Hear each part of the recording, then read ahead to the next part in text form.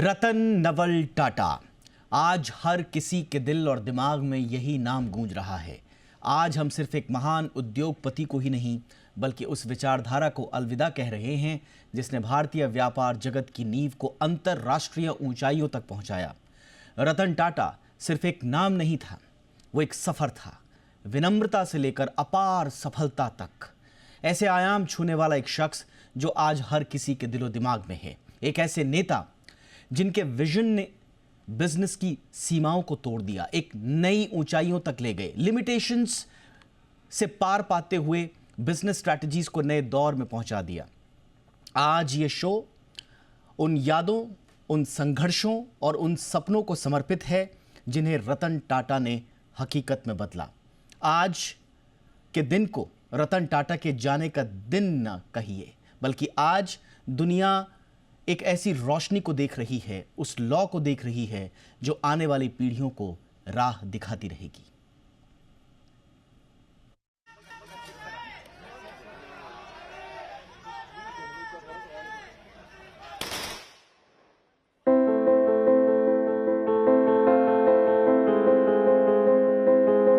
कहते हैं हर सफल कहानी की शुरुआत कड़े संघर्षों से होती है और रतन टाटा की कहानी भी कुछ ऐसी ही है। रतन नवल टाटा, ये नाम आज यूं ही हर किसी के दिलो दिमाग पर नहीं छाया है। ये नाम है निर्विवाद रूप से भारत के सबसे प्रतिष्ठित बिजनेसमैन का, वो नाम जो आजीवन जमीन से जुड़ा रहा लेकिन काम गगन से ऊंचे। लेकिन उनकी कहानी के रंग भी देखिए। भारत के सबसे सम्मानित व्यवसायी की जिंदगी में सफलता के दो स्तंभ रहे, बहुत सारा अनुशासन लेकिन कुछ अकेलापन भी। उनकी कहानियां बताती हैं कि रतन का बचपन कठिनाइयों से भरा था। उनके पिता नवल टाटा एक सख्त अनुशासक थे। माँ सुनी ने उन्हें केवल 10 साल की उम्र में छोड़ दिया था। परिवार की महान धरोहर से रूबरू कराया दादी नवाजबाई टाटा ने।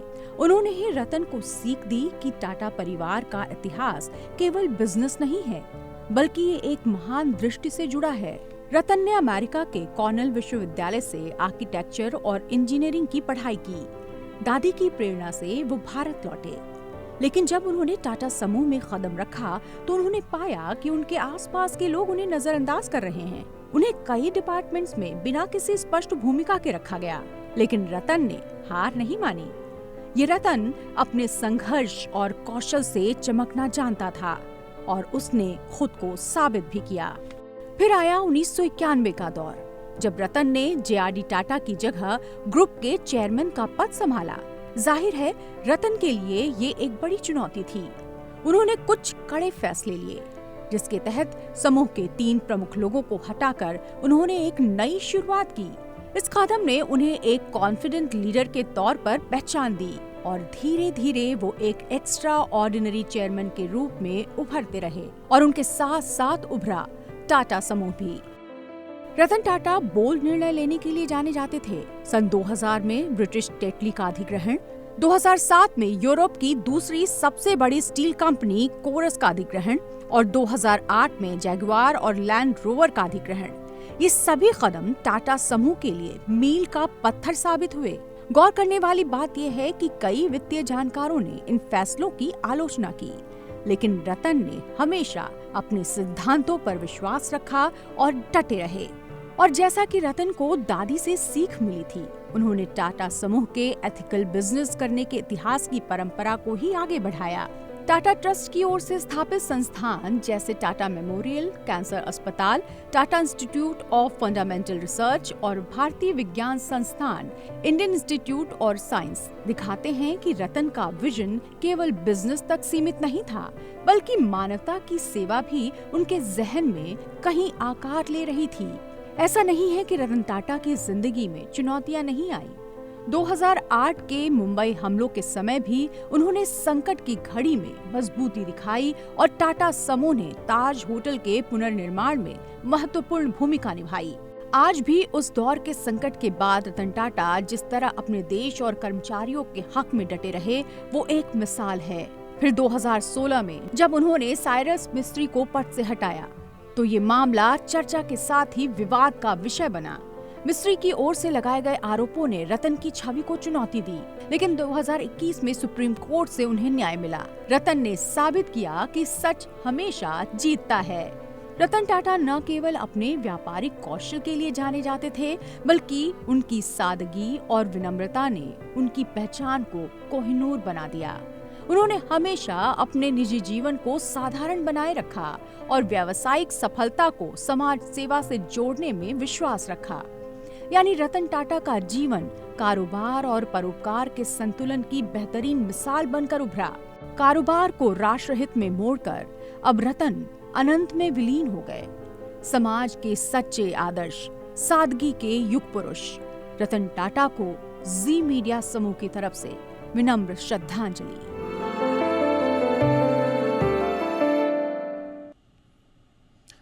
मेरे साथ दो खास मेहमान इस वक्त जुड़ रहे हैं। सुनील अलग साहब जुड़ रहे हैं हमारे साथ, चेयरमैन एसके एडवाइजर। बहुत बहुत स्वागत है अलग सर आपका शो पे। हमारे साथ हैं गणेश नटराजन सर, चेयरमैन हैं हनीवेल ऑटोमेशन के। Doctor Natarajan, good evening sir, बहुत बहुत स्वागत है आपका। अलग सर, मैं शुरुआत आप ही से कर रहा हूँ।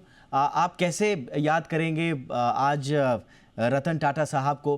कोई व्यक्तिगत अगर आपके अनुभव हों या कोई ऐसी बात जो उनके जीवन से आपके जीवन पर एक छाप की तरह आई, उसे आप दर्शकों से साझा करना चाहें सर।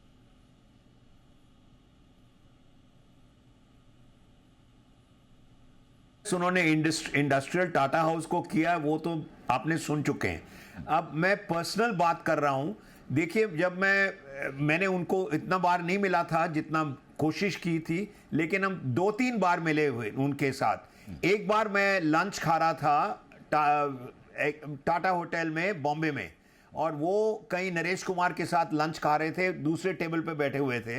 नरेश कुमार अपना टेनिस प्लेयर जो थे, तो वो उठ के आए मेरे पास कि भैया आप बताओ मुझे कुछ जो भी सीखे और वो हमारे टेबल पे आ जाओ। तो मेरे ऊपर जो इफेक्ट हुआ उस वक्त कि देखिए ये आदमी ऐसा था, चाहे जितना भी बड़प्पन कर दें, फिर भी उन्होंने कोई वेटर को नहीं भेजा था मेरे सामने। अगर वेटर भी आता तब भी मैं उनके टेबल पे चला जाता। वो खुद आए और वो चले गए और मैं ले गया उनके पास। लेकिन उतना जो प्यार उन्होंने दिखाया था, ये जो आदमी है हम्बल है, दोनों पाँव नीचे रखते हैं ग्राउंड पे और वो आगे चलते हैं। देखिए आप, उन्होंने बहुत कुछ वेट स्कूल, अपना डॉग जो उन्होंने किया, तो जो भी घर पे था वो तो है सुना हुआ है। लेकिन जब मैं ऑफिस गया था उनके पास, बॉम्बे हाउस में नहीं, लेकिन जब वो मूव कर गए थे, फर्स्ट फ्लोर पे था, तो एक कमरा था एक कुत्ते के लिए जो नीचे स्ट्रे डॉग, वो आता था लंच टाइम पे सिर्फ उसको खाने के लिए। और somehow the stray dog new कि रतन टाटा है कि नहीं है। मैं लंच टाइम में 1 बजे जाऊंगा तो इस कमरे में मुझे खाना मिलेगा। और सारे को उन्होंने इंस्ट्रक्ट किया हुआ था कि ये स्ट्रे डॉग आके खा के फिर निकल जाएगा। एक फर्स्ट फ्लोर पे आया। देखिए, जो 1-2 बार करने से जो आप सोचते हैं कि देखिए एक वर्ड मैंने दूसरे चैनल पे मांगा था, और कितने आप डिस्क्राइब करेंगे, ह्यूमिलिटी, ये वो फलाना ढिमकाना, बट मैं जो एक वर्ड जेनरोसिटी, वो बहुत ही जेनरस आदमी थे। चाहे जो भी करें, चाहे जो भी काम करें उनके साथ, एम्प्लॉयज़ के साथ, जो भी होटल में था, जो भी अपने वो कंपनीज में थे, generosity was the most important thing in his life. मैं इतना कहूंगा सिर्फ, और जो आगे वाले तो जो कहेंगे उनको कहने दो। Yes sir. डॉक्टर नटराजन, बिल्कुल जैसे सुनील सर ने बताया कि किस सादगी से रतन टाटा रहते थे और जेनरोसिटी की जिसकी बात की, ये बड़ा रेयर है सर आज की डेट में, वो भी ऐसे व्यक्तियों के जीवन में जो इतना बड़ा मकाम हासिल कर लेते हैं। अब देखिए ना, कितना विरोधाभास आप कहेंगे कि सक्सेस, विरोधाभास ऐसे नहीं, लेकिन सक्सेस के नज़रिए से कुछ लोग कहते हैं साहब आप में रिस्क टेकिंग एबिलिटीज़ हैं, लेकिन फिर आपको जो है एथिकल लीडरशिप छोड़नी पड़ेगी, थोड़ा सा झुकाव जो है दूसरी तरफ करना पड़ेगा। लेकिन क्या शानदार amalgamation, combination, visionary strategist, ethical leadership, risk taking ability, global thinker, ये सारी चीज़ें एक इंसान के अंदर मिलना कितना ये अद्भुत संयोग बनाता है। डॉक्टर नटराजन सर, आप अपना व्यक्तिगत अनुभव भी अगर साझा करना चाहेंगे तो बड़ा अच्छा लगेगा सर। ये आप जो कह रहे हैं वो बिल्कुल सही है, क्योंकि जो एथिकल लीडरशिप का जो मिसाल में है वो तो टाटा ग्रुप में बहुत दिन से है। जेआरडी टाटा को देखिए तो उनका भी बहुत चर्चा होती है एथिकल लीडरशिप के लिए। तो वो वैल्यूज तो पूरे टाटा ग्रुप में है ही। जैसे आपने कहा, जैसे सुनील जी ने कहा, वो बिल्कुल सही कहा कि वो जेनरोसिटी, मतलब जो ना सिर्फ उनके पैसे के साथ बल्कि उनके समय के साथ, वो मैंने रतन टाटा से अधिक किसी को नहीं देखा। एक मिसाल के तौर पे मैं 7-8 साल पहले I was the president of Harvard business school club of India. तो उस टाइम एक फंक्शन हम कर रहे थे जहाँ हार्वर्ड के डीन आए हुए थे और कुछ यहाँ के मंत्री लोग जो हार्वर्ड गए थे वो उनको भी बुलाया था। तो हम जाके मिले थे रतन जी से और उनको पूछा था कि आप आएंगे और एक कीनोट एड्रेस देंगे क्योंकि आप सबसे डिस्टिंग्विश्ड एलुमनस है हार्वर्ड बिजनेस स्कूल के। उन्होंने वो हंस के बोले कि नहीं, मैं आऊंगा जरूर, क्योंकि आपको आपको टाइम देना मेरा कर्तव्य है, मगर मैं बोलूंगा, मैं सिर्फ आऊंगा, स्टेज पर रहूंगा, काफी टाइम स्पेंड करूंगा। और वही उनका टाइम, उनका जनरॉसिटी। यहाँ आप देखिए, किसी महाशय को बुलाएंगे तो आप वो अपने टाइम पे आएंगे, बड़ा भाषण देंगे, उसके बाद चले जाएंगे, पर वो सिर्फ आके सुन के चले गए। दूसरा एग्जाम्पल ये है कि अभी कुछ ही साल पहले हमने मुंबई में हमारे जो बड़े एंटरप्रेन्योर्स की ग्रुप है, टाई इंडस एंटरप्रेन्योर्स, उसके समारोह में बुलाया था। और नारायण मूर्ति जी भी थे और हरीश मेहता जी और अतुल निशार वगैरह। और जब रतन टाटा जी आए थे, नारायण मूर्ति स्पॉन्टेनियसली झुक के उनके पैर छुए। और ये जो होमेज है, ये जो एक सिंप्लिसिटी का रिकग्निशन है जो मूर्ति जी ने दिखाया, वो हम सबके दिल में रहता है। और ऐसे लोग बहुत ही कम मिलते हैं जो बिल्कुल ही हम्बल हैं, बिल्कुल जनरस है अपने टाइम के साथ। आप अभी अगर हार्वर्ड बिजनेस स्कूल जाएंगे तो पहले एक मकार्थर हॉल होता था जो कॉर्पोरेट सेंटर था, जो कॉर्पोरेट ट्रेनिंग जो सब रहते थे, जो कॉर्पोरेट के लिए जाते थे। अभी वो टाटा हॉल है। तो वो किसी को बताते नहीं है, ये कोई पब्लिसिटी नहीं होती है कि मैंने इतना पैसा दिया हार्वर्ड को, या किसी ने, जैसे सुनील जी ने कहा, स्ट्रे डॉग्स के लिए वो बहुत ही मशहूर है कि किस तरह से टाइम देते हैं। तो ऐसे लोग मेरे ख्याल से बहुत कम मिलते हैं। और जब ये ऐसे लोग सक्सेसफुल कॉर्पोरेट जो टाटा ग्रुप को कहाँ से कहाँ ले गए, और उसके बाद भी अगर इतने जनरस हों अपने टाइम के साथ, सबके साथ मिलके, एंटरप्रेन्योर्स हो, स्टूडेंट्स हो, सबके पास उनके लिए टाइम था, तो ये मैं क्या कहूं? I mean, ऐसे ऐसे लोग शायद सदियों में एक ही बार आते हैं और उनका जाने का बहुत दुख है हम सब। Absolutely sir. अब बात सब एथिकल लीडरशिप पे ही चल गई है। आज उनकी फिलांथ्रफी और उनकी एथिकल बिजनेस प्रैक्टिसेस को हर कोई याद भी कर रहा है। और आपने बड़ा अच्छा कहा, पेट से तो उनको बड़ा प्यार था। अभी कुछ देर पहले बड़ी प्यारी एक तस्वीर आई, बड़ी भावुक कर देने वाली तस्वीर भी है, लेकिन बड़ी प्यारी तस्वीर है। उनका जो डॉग है, उनका पेट गोवा, वो उनको श्रद्धांजलि अर्पित कर रहा है। हम तस्वीर भी दिखाएंगे आपको आने वाले समय में। लेकिन कितनी बड़ी बात है कि एक व्यक्ति मतलब इसे क्या कहा जाए, मतलब इंसानों के, जानवरों के, हर किसी के जीवन में कुछ ना कुछ छाप छोड़कर जा रहा है। अलग सर, एथिकल लीडरशिप मतलब एक वक्त ऐसा भी था जब कॉर्पोरेट गवर्नेंस के इश्यूज आए, लेकिन उस वक्त भी रतन साहब के नेतृत्व में बिल्कुल हेड ऑन उसको एड्रेस किया गया। और ये इंश्योर किया गया कि जो एक लेगेसी है टाटा ग्रुप की वो बरकरार रहे। लेकिन उसमें कोई शाय अवे फ्रॉम मीडिया, इशू को मिनिमाइज कर देना, ऐसा कुछ नहीं था। तो यानी कि चुनौती आ रही है, उसको सामने से स्वीकार करके और बिल्कुल शिद्दत से उसका निराकरण कर देना, ये बड़ा अद्भुत उन्हें बनाता है। सर, इस पर आप कुछ ऐड करना चाहें अगर? नहीं, देखिए, जो एथिकल लीडरशिप उन्होंने दिखाई थी, लेकिन जितने प्रोफेशनल मैनेजमेंट है उनके टीम में, वो एक बार वैल्यूज, अपना कल्चर एक बार समझा देते थे, उसके बाद the professionals rain the companies. वो कभी भी नहीं इंटरफेयर करते थे, एक भाई इसको लो, इसको नहीं छोड़ो, इसको कर दो, ऐसा कर दो। जो उनके पास आया तो उन्होंने एडवाइस दिया, लेकिन उन्होंने कभी इम्पोज नहीं किया अपने आप को। देखिए, आप जो सुन रहे हैं ना, आजकल कितने लोग पैसे बना रहे हैं, लेकिन अब कितने लोग जो सीखेंगे इनसे। देखो, 3-4 दिन के लिए तो सब लोग कहेंगे कि इतने बड़े आदमी गए, कम से कम कुछ वैल्यूज, कुछ जितने 1-2 वैल्यूज हैं, जैसे आजिम प्रेम जी है, वो बड़ा क्वाइट आदमी है, लेकिन उन्होंने जितना जेनरोसिटी दिखाई है, उन्होंने कल्चर उन्होंने किया ऑर्गेनाइजेशन में, लेकिन वो आदमी के जैसे आदमी फॉलो करे उनको। तो मैं कहता हूं कि जितना एथिकल लीडरशिप है, लोग तो आएंगे ही आएंगे, गवर्नमेंट आएगी, इंडिविजुअल्स आएंगे, सब लोग कहेंगे कि इतना बड़ा आदमी, 4-5 दिन में सब भूल जाएंगे। अब ये एक हफ्ते के लिए चलेंगे, बैक टू नॉर्मल।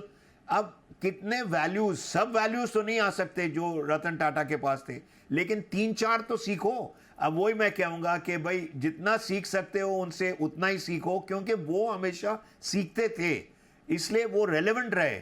आज भी relevant, that's the most important thing, relevance उनका है। तो अब कितना आदमी एब्सोल्युटली सर। रतन टाटा की तरह नहीं बनोगे, लेकिन एक दो अगर आपने सीखा तो अपने बिजनेस में ले आइए ना। आपने कितनी बढ़िया बात बोली सर। एक इंसान के जीवन में वो जितना भी जिए, वो जितना लंबा जिए, जितना कम जिए, लेकिन क्या उसकी पॉइंट ए से पॉइंट बी तक जब वो आया और जब उसकी जर्नी खत्म हुई, क्या वो रेलेवेंट है समाज में या नहीं? आप देखिए आज भी रतन टाटा कितने रेलेवेंट हैं। अगर रेलेवेंट नहीं होते तो ये जो जेन जी की पोस्ट मैं देख रहा हूं, वो भी रतन टाटा की लाइफ से कुछ ना कुछ इंस्पायर होकर पोस्ट कर रहे हैं।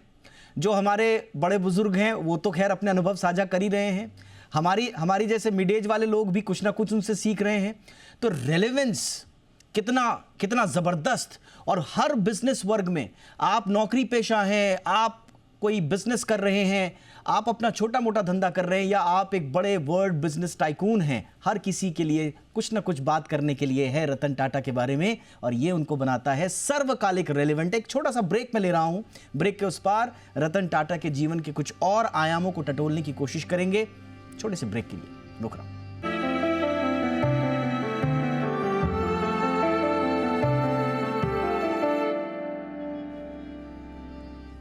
ब्रेक के बाद आपका स्वागत है।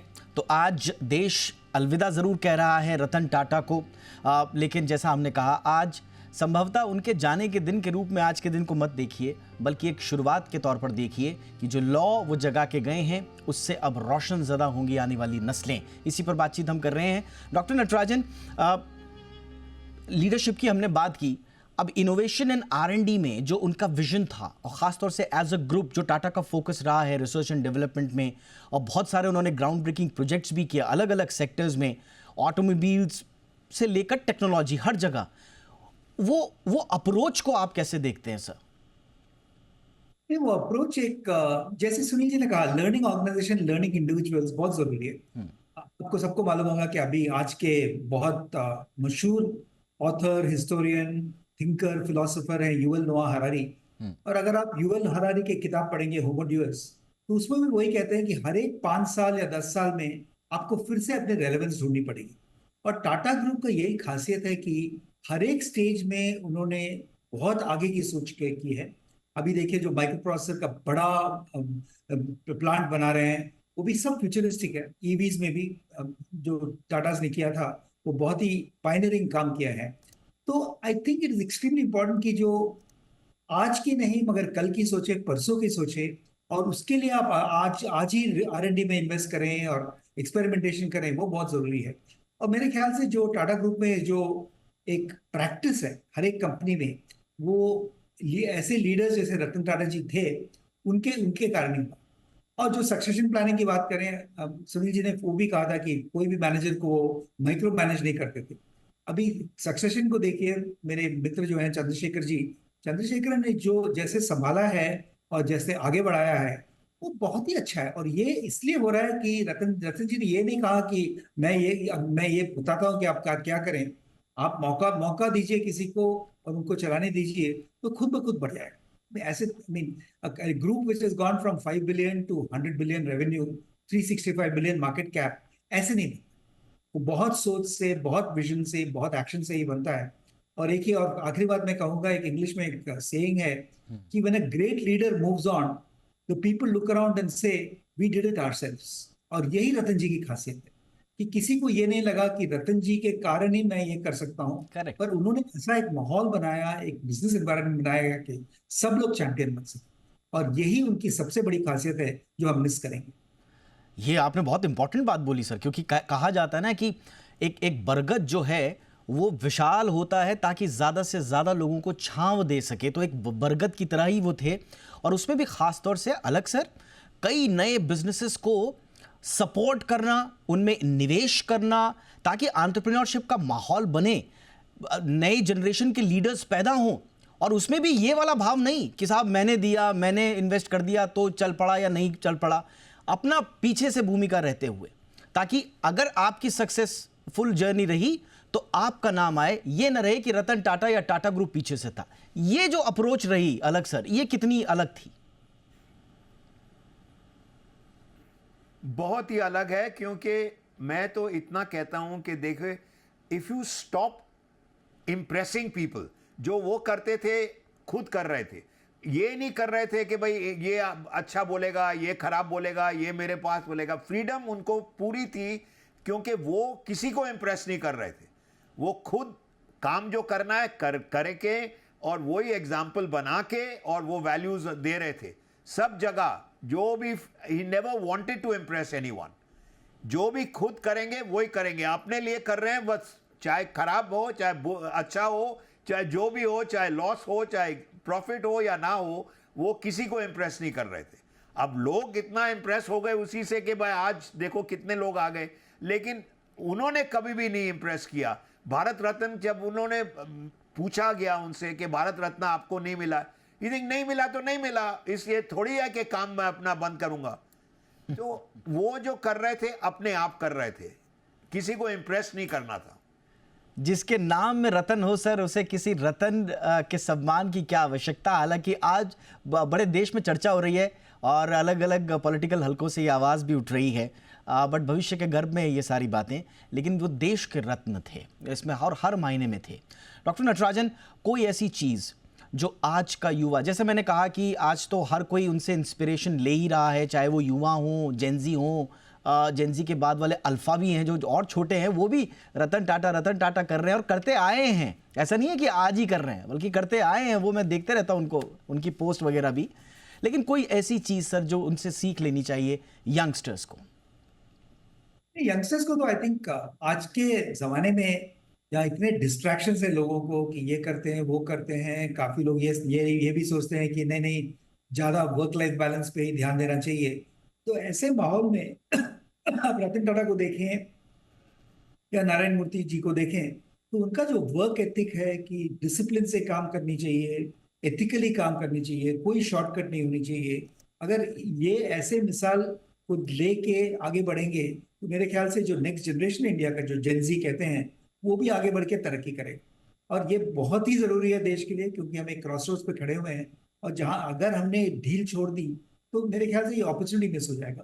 तो बिल्कुल उनको रतन टाटा के सब वैल्यूज समझने होंगे, एथिक्स, ह्यूमिलिटी, जेनरॉसिटी और ability to work hard and get other people to work hard. और अगर ये सीख लें तो मेरे ख्याल से ये इंडस्ट्री और देश काफी आगे बढ़ सकता है। एब्सोल्युटली। अलग सर, रतन टाटा का एक कोट है, बड़ा वायरल भी होता रहता है, आज से नहीं बड़े पहले से। If you want to walk fast, walk alone, but if you want to walk far, then you have to walk together. तो ये जो सेंस ऑफ टुगेदरनेस, सबको साथ लेकर चलने की जो प्रवृत्ति थी और दीर्घकालिक सोच की ये जो प्रवृत्ति थी, कुछ बिजनेस प्रैक्टिसेस में आप स्वयं एक सक्सेसफुल बिजनेस पर्सन रहे हैं सर, बिजनेस प्रैक्टिसेस में या कोई नया तैयारी कर रहा हो, क्या रतन टाटा से सीखना चाहिए? बस यही सिर्फ सीखना था कि अगर गलती आपसे हो या टीम से हो तो उनको माफ कर दो। अपने आप पे ले लो कि भाई मैंने डिसीजन खराब की है, अगर सक्सेस हो तो लोगों को दे दो। लेकिन रतन टाटा वैसे ही आदमी थे, इतना ही अगर सीख गए ना कि जितने जूनियर्स, जितने यंगस्टर्स हैं, कि भाई keep working hard, but failure या सक्सेस डोंट से आपके वजह से हुआ, बस इतना ही काफी, उनसे सीख लो तो काफी है। Absolutely sir. यानी कि अगर आप किसी चीज़ का नेतृत्व कर रहे हैं तो फिर उसमें जिम्मेदारी भी लीजिए, माफ़ करना सीखिए। उनका एक बड़ा प्यारा उनका स्वभाव था, वो माफ़ करने का स्वभाव था। हम तो बहुत छोटे हैं उनके कद के आगे, उनकी उम्र के आगे और उनके अनुभव के आगे, लेकिन जितना भी हम उनके बारे में समझ सीख पाए, उससे देखकर यही लगता है कि जिस तरह से उनके माफ़ करने की जो आदत थी और चीज़ों को बड़े सौम्यता से, बड़ी पोलाइटली हैंडल करने की जो उनकी प्रवृत्ति थी, संभवतः उसने ही उन्हें रतन टाटा नाम का इतना बड़ा विराट शख्सियत दिया। आज पूरा देश उन्हें याद कर रहा है। हम आगे भी रतन टाटा साहब के तमाम जीवन के आयामों को छूने की कोशिश करेंगे। फिलहाल आप दोनों का बहुत बहुत शुक्रिया सर। सुनील अलग sir, thank you so much. Ganesh Natarajan sir, thank you so much sir वक्त निकालने के लिए। शो में इतना ही, नमस्कार।